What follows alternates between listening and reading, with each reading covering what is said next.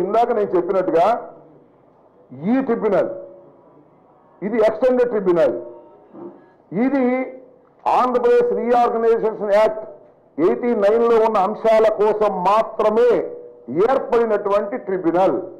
ఈ ట్రిబ్యునల్ కి కొత్త రిఫరెన్స్ ఇవ్వడానికి, టర్మ్స్ ఆఫ్ రిఫరెన్స్ ఇవ్వడానికి వీల్లేదు. That is our argument. ఈ ఆర్గ్యుమెంట్ మీదే మేము సుప్రీంకోర్టుకు వెళ్ళదలుచుకున్నాము అతి త్వరలో.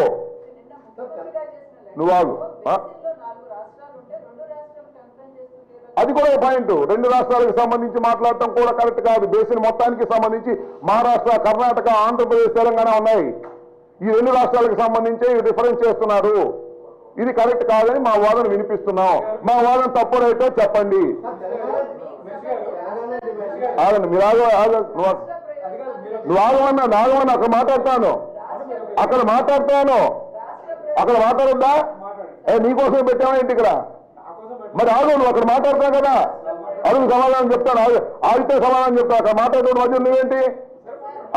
You want to disturb me? మరి వాట్ ఈస్ దిస్? ఆగు, అక్కడ చెప్పండి.